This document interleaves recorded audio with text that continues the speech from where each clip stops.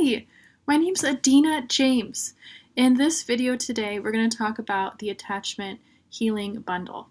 This bundle is designed for clinicians who understand attachment theory, but want a way to use it in session without over-intellectualizing or losing the emotional thread. So what we're going to talk about now is what attachment activation looks like in your clients in session.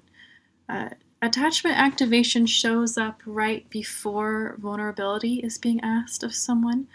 It often looks like emotion, but it's actually about protection, and it just means their system is saying, something in me feels threatened, connection, safety feels threatened to me, and I need to do something about it. And they're using the only thing they have, the only thing that worked for them sometime when they were younger, sometime in childhood when they were less protected, and it saved them. And it's still saving them now, but it's also costing them something that they want, the connection that they want now as adults or teenagers, whoever you're working with. So we're trying to help them be able to calm that part of them down and heal it and care for it so they can get that connection that they want. Okay, so common client phrases that you'll hear when attachment is activated. If they lean more toward the anxious, preoccupied type, it could sound like, I don't know why this affects me so much. I just need reassurance. I kept replaying the conversation over and over in my head. I feel like I'm too much, or I don't trust that they really care. Avoidant distancing activation can sound like, I don't see why this is such a big deal. I just shut down. I don't like needing anyone. I feel trapped when people want more from me, or I don't want to talk about this. Maybe it's someone who leans more toward the disorganized type or has parts of that in themselves. Can sound like, I want closeness, but it freaks me out. I push them away and then I panic. I don't know what I want, or something in me just goes offline. So when you hear urgency, looping, shutdown defensiveness, or self-attack, you're likely seeing attachment activation, not necessarily resistance. So an important thing is that if a client is activated around relationships, this is often a perfect opportunity for this attachment-based experiential work. Okay, this next part is about normalizing attachment strategies. The core idea here is that attachment strategies are adaptive responses to perceived relational threat. And we're not trying to eliminate these strategies. We're trying to listen to them and care for them so that slowly they can calm down and just allow for that secure connection ability that is in all of us to grow and come out.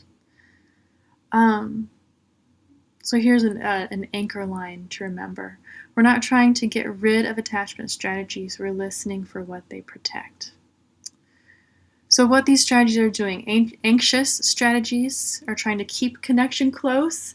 Avoidant strategies are trying to keep overwhelm manageable. And disorganized strategies are trying to survive unpredictability. So here are some therapist lines that you could use. This makes sense given what your system learned about closeness. This feels like less like a flaw and more like a survival strategy. Your nervous system is trying to keep you safe right now. There's a good reason this response developed.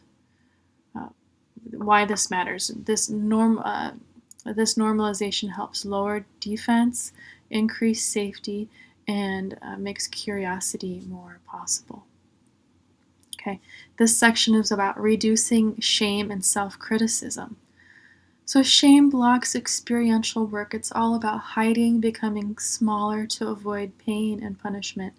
And clients can't go deeper if they feel broken or wrong. Shame is also sometimes the only play we have, maybe as kids. If we can say, oh, I'm bad, it must be my fault, then the world makes sense. And I have some power. If I can fix myself, then maybe I can make my situation better. It's just hard to comprehend as a kid if just, maybe mom or dad are having a really tough time struggling in their own life and are just not parenting in the best possible way. You can't understand that as a kid. So shame comes in to try and save you and help your world to make sense. So common shame-based client statements are like, I hate that I'm like this, I should be over this by now, I'm too needy, I'm emotionally unavailable, something is wrong with me. Some great therapist responses that reduce shame are, I can hear how hard you're being on yourself right now. What if this isn't a character flaw, but a pattern that once helped? We can slow this down together. Nothing is wrong with you. This response tells us something important, not something bad. So when shame softens, vulnerability naturally follows, and this sets the stage for deeper emotional access later. You're modeling for them how to talk to their shame, how to care for it in the moment, not to just get angry at it and shove it away or spiral in it, but how to be thankful for its adaptive tendency in themselves while at the same time saying, hey, thank you for what you were trying to do for me, for what you did to save me as a kid. And right now I want to try something a little different. I don't think I'm bad. I don't think I did a wrong thing. I think that I did the best I could in that moment. Something like that to model that language for them. Okay, section 4, creating a shared language for relational pattern. Shared language matters because it externalizes the pattern, it reduces blame, and it gives the therapist and client a common map. Some examples of shared language are when your attachment system gets activated, so just naming it attachment system, not them. This feels like your protector stepping in. This is the part of you that learned to stay alert. Something in you is bracing for loss here. Client responses you may start to hear would include, oh, that's what's happening. That makes so much sense. I can feel that protector right now. I've never thought of it that way. When a client starts recognizing their pattern in real time, they are primed for experiential work. Okay? And we're going to talk more about that in the next video. So, this video's work is preparatory. You're building safety, you're building clarity, you're building collaboration, you're building a shared language, you're befriending their defenses that they use, that they've entrenched in themselves, not for the purpose of keeping them around forever, but for understanding them so they can soften and again let that natural beautiful attachment bent that is there present in us be able to come out, to peek around that defense and start to grow and thrive. What you're implicitly teaching the client here is that their responses are meaningful, you're not trying to fix them, and you're interested in what's underneath the strategy. Here are some one-liners you can use to transition. If you're open, we can start listening to what this part of you is protecting. We don't have to rush, just notice what's happening inside right now. Let's slow this moment down and stay with it together.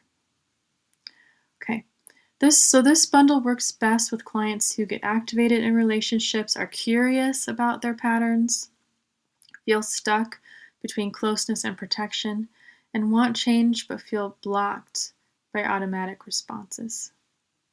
So if you're hearing these phrases in your sessions, this bundle was made for exactly that moment. So, as a final thought and outro here, attachment strategies are not the problem, they're the doorway.